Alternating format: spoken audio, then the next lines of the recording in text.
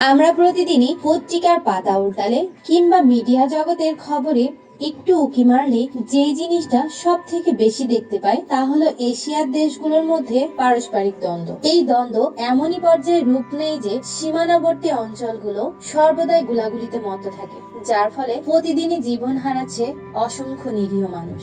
অথচ ইউরোপের দেশগুলো যেন একেবারেই মুদ্রার বিপরীত দিকের মতো। সীমানাবর্তী দ্বন্দ্ব তো দূরের বিষয়, বরং তারা সর্বদা একে অপরের দিক সহযোগিতার হাত বাড়িয়ে দিয়ে একত্রে উন্নত থেকে আরো উন্নত হচ্ছে। আর তাই আজকের এই ভিডিওটিতে আমি আপনাদেরকে দেখাবো এশিয়ার দেশগুলোর থেকে ইউরোপের দেশগুলো কেন এত এগিয়ে এবং তাদের মধ্যে কেন কোনো বিরোধ নেই। তার আগে আপনি যদি আমার চ্যানেলটিকে সাবস্ক্রাইব না করে থাকেন তাহলে সাবস্ক্রাইব করুন এবং লাইক, কমেন্ট, শেয়ার দিয়ে সাথেই থাকুন। একটা দেশের যুদ্ধ মানে দেশের সমস্ত কিছুর উপরে একটা বিরূপ প্রভাব পড়ে থাকে। একটা দেশের শেষ করার জন্য একটা যুদ্ধই অনেক ভূমিকা পালন করে থাকে। এশিয়ার কিছু কিছু দেশে পারস্পরিক যুদ্ধ এখনো চলছে এবং কিছু কিছু দেশে যা এখনো বিদ্যমান। এদের মধ্যে সব থেকে আলোচনার এবং ভয়াবহতায় এগিয়ে আছে এশিয়ার অন্যতম পরাশক্তি দুই দেশ, ভারত ও পাকিস্তানের মধ্যকার যুদ্ধ। ইউরোপের দেশগুলোর পারস্পরিক সম্পর্ক দীর্ঘ ইতিহাস, জটিলতা এবং বৈচিত্র্যপূর্ণ। ঐতিহাসিকভাবে এই সম্পর্ক যুদ্ধ, শান্তি, সহযোগিতা, প্রতিযোগিতা এবং সংস্কৃতির আদান প্রদানের দ্বারাই চিহ্নিত হয়েছে। তাহলে চলুন আমরা আজকে ইউরোপের বিস্তারিত এবং এশিয়ার বিস্তারিত কিছু তথ্য সম্পর্কে আপনাদেরকে জানাই। প্রথমেই আসি ইউরোপের ভৌগোলিক অবস্থান নিয়ে। ইউরোপ এশিয়া মহাদেশের পশ্চিমে অবস্থিত একটি উপদ্বীপ। ইউরোপ বিশ্বের দ্বিতীয় ক্ষুদ্রতম মহাদেশ। এটি উত্তরে আর্কটিক মহাসাগর, পশ্চিমে আটলান্টিক মহাসাগর, দক্ষিণে ভূমধ্যসাগর এবং পূর্ব এশিয়া দ্বারাই আবদ্ধ। ইউরোপে 44টি দেশ রয়েছে এবং এর জনসংখ্যা 740 বিলিয়নেরও বেশি। ইউরোপ ভৌগোলিকভাবে বৈচিত্র্যময় একটি মহাদেশ। এতে পর্বত, পাহাড় এবং সমভূমি সহ বিভিন্ন ধরনের ল্যান্ডস্কেপ রয়েছে। ইউরোপে মেরিন থেকে ভূমধ্যসাগরীয় পর্যন্ত বিভিন্ন ধরনের জলবায়ু রয়েছে বলেই জানা যায়। ইউরোপ দেশটি বিশ্বের কিছু প্রাচীনতম সভ্যতার আবাসস্থলও বটে। গ্রিক এবং রোমান সভ্যতা উভয়ই ইউরোপে বিকশিত হয়েছিল এবং পশ্চিমা সংস্কৃতিতে একটি গভীর প্রভাব ফেলেছিল। ইউরোপ খ্রিস্টান ধর্মের উৎপত্তি স্থল, যা বিশ্বের বৃহত্তম একটি ধর্ম। ইউরোপ আজ বিশ্বের অর্থনীতির একটি গুরুত্বপূর্ণ কেন্দ্র। জার্মানি, ফ্রান্স এবং যুক্তরাজ্য সহ বেশ কয়েকটি ইউরোপীয় দেশ এখন বিশ্বের বৃহত্তম অর্থনীতির মধ্যে রয়েছে। ইউরোপ উৎপাদন, প্রযুক্তি এবং অর্থায়নের একটি প্রধান কেন্দ্র হিসেবেই পরিগণিত হয়। ইউরাল পর্বত, ককেশাস পর্বত, ইউরাল নদী, কাস্পিয়ান সাগর, কৃষ্ণ সাগর এবং কৃষ্ণ এজিয়ান সাগর সংযোগকারী জলপথ ইউরোপকে এশিয়া থেকে পৃথক করে রেখেছে। উত্তরে উত্তর মহাসাগর, পশ্চিমে আটলান্টিক মহাসাগর, দক্ষিণে ভূমধ্যসাগর এবং দক্ষিণ পূর্বে কৃষ্ণ সাগর ইউরোপকে ঘিরে রেখেছে। ইউরোপের আয়তন এবং জনসংখ্যা কত? এখন প্রশ্নটা এটা আসছে, তাই না? ইউরোপের আয়তন প্রায় 10,01,80,000 বর্গ কিলোমিটার। ইউরোপের জনসংখ্যা প্রায় 740 মিলিয়ন। ইউরোপ বিশ্বের দ্বিতীয় ক্ষুদ্রতম মহাদেশ, কিন্তু জনসংখ্যার দিক থেকে তৃতীয় বৃহত্তম। ইউরোপে 44টি স্বাধীন রাষ্ট্র রয়েছে। রাশিয়া আয়তন ও জনসংখ্যার দিক থেকে বৃহত্তম এবং ভ্যাটিকান সিটি আয়তন ও জনসংখ্যার দিক থেকে খুবই ক্ষুদ্রতম। ইউরোপীয় ইউনিয়ন ইইউ 27টি সদস্য রাষ্ট্র নিয়ে গঠিত, যাদের মধ্যে 20টি দেশ ইউরো মুদ্রা ব্যবহার করে থাকেন। এদের ভাষা ও সংস্কৃতি হচ্ছে ইউরোপে বিভিন্ন ভাষাভাষী মানুষ বাস করে। ইংরেজি, ফার্সি, জার্মান, স্প্যানিশ, ইতালীয়, রাশিয়ান এবং পোলিশ ইউরোপের সবচেয়ে বেশি ব্যবহৃত ভাষা। ইউরোপের সংস্কৃতি সমৃদ্ধ ও বৈচিত্র্যময়।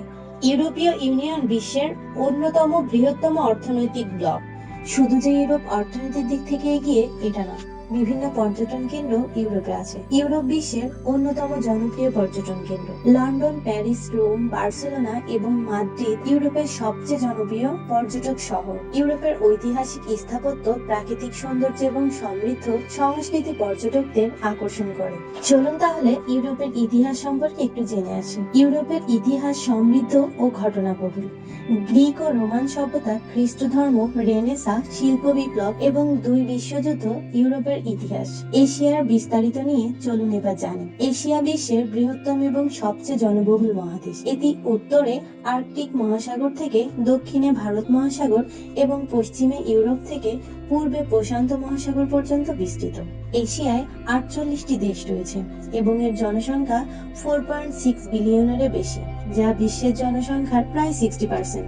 এশিয়া ভৌগোলিকভাবে বৈচিত্র্যময় মহাদেশ। এতে বিশ্বের সবচেয়ে উঁচু পর্বত মাউন্ট এভারেস্ট, সেই সাথে বিশ্বের সবচেয়ে নিম্ন স্থান মৃত সাগর রয়েছে। এশিয়ার মরুভূমি, বন, তৃণভূমি এবং পর্বত সহ বিভিন্ন ধরনের জলবায়ু এবং আবাসস্থল রয়েছে। এশিয়া বিশ্বের কিছু প্রাচীনতম সভ্যতারও আবাসস্থল। মেসোপটেমিয়া, সিন্ধু উপত্যকা এবং ওয়াঙ্গ নদীর তীরের সভ্যতাগুলি 5000 বছরেরও বেশি সময় আগে বিকশিত হয়েছিল। এশিয়া বৌদ্ধ ধর্ম, হিন্দু ধর্ম, ইসলাম এবং খ্রিস্ট ধর্ম সহ বেশ কয়েকটি প্রধান ধর্মেরও উৎপত্তি স্থল। এশিয়া আজ বিশ্বের অর্থনীতিতে একটি প্রধান শক্তি। চীন এবং জাপান বিশ্বের বৃহত্তম অর্থনীতির মধ্যে দুটি, এবং ভারত এবং দক্ষিণ কোরিয়া দ্রুত বৃদ্ধি পাচ্ছে। এশিয়া উৎপাদন, প্রযুক্তি এবং অর্থনয়নের একটি প্রধান কেন্দ্র।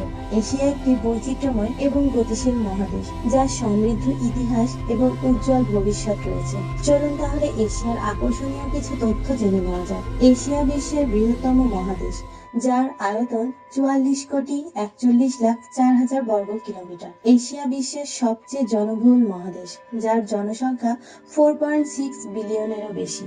এশিয়ায় বিশ্বের সবচেয়ে উঁচু পর্বত মাউন্ট এভারেস্ট রয়েছে, যা 8,848 মিটার উঁচু। এশিয়ার বিশ্বের সবচেয়ে নিম্ন স্থান মৃত সাগর রয়েছে, যা সমুদ্রপৃষ্ঠের 430 মিটার নিচে অবস্থিত। এশিয়া হলো বৌদ্ধ ধর্ম, হিন্দু ধর্ম, ইসলাম এবং খ্রিস্ট ধর্ম সহ বেশ কয়েকটি প্রধান ধর্মের উৎপত্তি স্থল। এশিয়া উৎপাদন, প্রযুক্তি ও অর্থায়নের একটি প্রধান ক্ষেত্র। ইউরোপ এবং এশিয়া দুইটা দেশই বেশ প্রসিদ্ধ, কিন্তু ইউরোপের থেকে এশিয়ার অর্থনৈতিক উন্নয়ন কম। এর প্রধান কারণ যুদ্ধবিগ্রহ। এশিয়ার দেশগুলোর মধ্যে ইউরোপের মতো বেশি প্রাণকেন্দ্র তৈরি হয়ে ওঠেনি, এবং দেশগুলোর মধ্যে পারস্পরিক সম্পর্ক একেবারেই ভালো না। ইউরোপের কান্ট্রিগুলোতে সবগুলো দেশের মধ্যে পারস্পরিক সম্পর্ক খুবই দারুণ, এবং এর জন্য এদের মধ্যে যুদ্ধ বাধা তো দূরই থাক, এদের কোনো সমস্যা হলেও অন্য রাষ্ট্র সেটা সমাধানের জন্য এগিয়ে আসে। এশিয়াতে বরাবর যুদ্ধ লেগেই আছে। ইদানিং ভারত এবং পাকিস্তানের মধ্যেও যুদ্ধ আছে বলে জানা যায়। তার জন্য যদি যুদ্ধগুলো না থাকতো, তাহলে হয়তোবা ইউরোপ এবং এশিয়া দুটোই অর্থনৈতিক দিক থেকে এগিয়েই থাকতো। আমার ভিডিওটি যদি ভালো লেগে থাকে, তাহলে বেল আইকনে ক্লিক করে নতুন ভিডিওর নোটিফিকেশন পান। ধন্যবাদ।